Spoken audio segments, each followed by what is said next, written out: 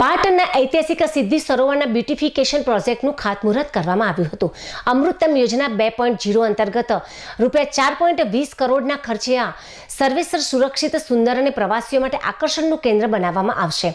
છેલ્લા 5 વર્ષમાં આ સરોવરમાં આત્મહત્યાના 40થી વધુ બનાવો બન્યા હોવાથી તેની સુરક્ષા વધારવાની અનિવાર્ય બની હતી। આ પ્રોજેક્ટ હેઠળ સરોવર ફરતે રેલિંગ તેમજ ડેકોરેટિવ વોલ, વોક એ ગાર્ડન તેમજ સીસીટીવી કેમેરા સહિત કુલ 11 સુવિધાઓ ઊભી કરાશે। આ કામગીરી આગામી 1.5 વર્ષમાં પૂર્ણ કરવાનું લક્ષ્ય છે। તો પૂર્વ મહામંત્રી કેસી પટેલ અને પાટણ નગરપાલિકાના પ્રમુખ હિરલબહેન પરમારના હસ્તે મંત્રોચ્ચાર સાથે આ પ્રોજેક્ટનું ખાતમુહૂર્ત કરવામાં આવ્યું હતું। આ પ્રસંગે પાટણ શહેર ભાજપ પ્રમુખ હર્ષભાઈ પટેલ તેમજ નગરપાલિકા ઉપપ્રમુખ હિનાબહેન શાહ તેમજ નગરસેવક જયેશભાઈ પટેલ, નરેશભાઈ જી દવે, દેવચંદભાઈ એસ પટેલ અને પક્ષના તેમજ નેતાના દશરથજી ઠાકોર સહિતના મહાનુભાવો ઉપસ્થિત રહ્યા હતા। ખાન સરોવર તરીકે ઓળખાતું અને પાલિકા દ્વારા સિદ્ધિ સરોવર નામાંકન કરાયેલું આ તળાવ 2005થી સરદાર સરોવર પાણી પુરવઠા કલ્પસર વિભાગ હેઠળ આવે છે। શહેરના સાંડેસરા પાર્ટી વિસ્તારમાં સર્વે નંબર 28 અને 29માં 60 એકર 18 ગુઠા વિસ્તારમાં પથરાયેલું આ સરોવર ઐતિહાસિક મહત્વ ધરાવે છે અને તેમાં પ્રાચીન સ્થાપત્યના ગરનાળા તેમજ અન્ય બાંધકામ પણ જોવા મળે છે। શહેરને પાણી પુરવઠા અને પૂરું પાડવા માટે નર્મદાનું પાણી પાઇપલાઇન મારફતે પદ્મનાભ જંકશન ખાતે લાવીને ખુલ્લી કેનાલ દ્વારા સિદ્ધિ સરોવરમાં ઠાલવવામાં આવે છે, જ્યાંથી તેને શુદ્ધ કરીને શહેરીજનોને પીવા માટે આપવામાં આવે છે। છેલ્લા 5 વર્ષમાં સિદ્ધિ સરોવર ખાતે આત્મહત્યાના 40 જેટલા કેસો નોંધાયા છે, જેમાં નગરપાલિકાના ફાયર વિભાગ દ્વારા બચાવ અને રાહતની કામગીરી કરવામાં આવી હતી। જો કે મોટાભાગના કિસ્સાઓમાં મૃત્યુ થયા હતા। આ બ્યુટિફિકેશન પ્રોજેક્ટ સરોવરની સુરક્ષા વધારીને આવા દુર્ભાગ્યપૂર્ણ બનાવીને અટકાવવા મદદરૂપ થશે તેવી અપેક્ષા છે। તો પાટણનું મહેણું બનેલું સિદ્ધિ સરોવર 1.5 વર્ષમાં જ પાટણનું ઘરેણું બની પર્યટક સ્થળ બનવા જઈ રહ્યું છે। રાજ્ય સરકાર, માનનીય મુખ્યમંત્રી શ્રી ભૂપેન્દ્રભાઈ પટેલ જ્યારે માનનીય મુખ્યમંત્રી તરીકે નરેન્દ્રભાઈ મોદી હતા ત્યારથી જ શહેરી વિકાસની ગ્રાન્ટો અને શહેરી વિકાસ વર્ષની ઉજવણી શરૂ કરી ત્યારથી ખૂબ મોટા પ્રમાણમાં શહેરોના વિકાસ માટે ગ્રાન્ટો આપવાની શરૂ કરી છે।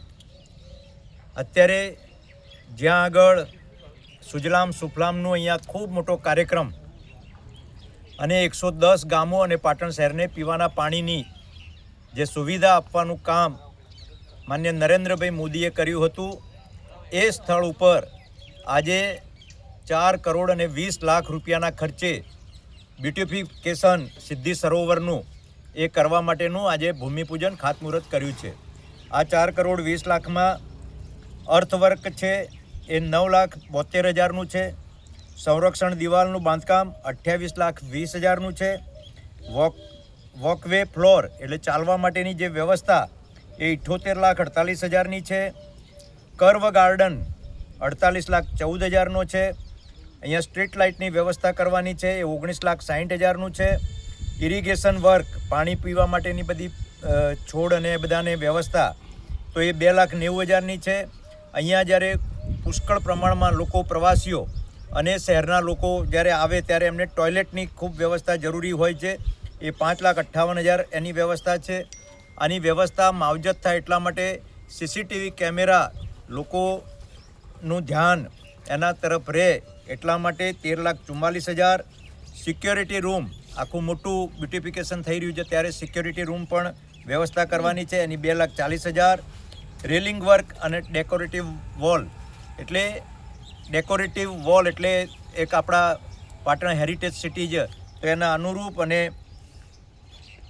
રેલિંગ ક્યાંય પાણી અથવા તો બીજું નુકસાન ના થાય એના માટે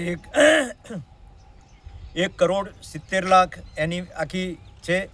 ગજેબો જે બેસવા માટેના જુદા જુદા સ્થળો છે એ 2,40,000, એમ કુલ આખો પ્રોજેક્ટ એ 4.20 એટલે 4 કરોડ 20 લાખ રૂપિયાનો આ પ્રોજેક્ટ આજે ભૂમિપૂજન કર્યું છે।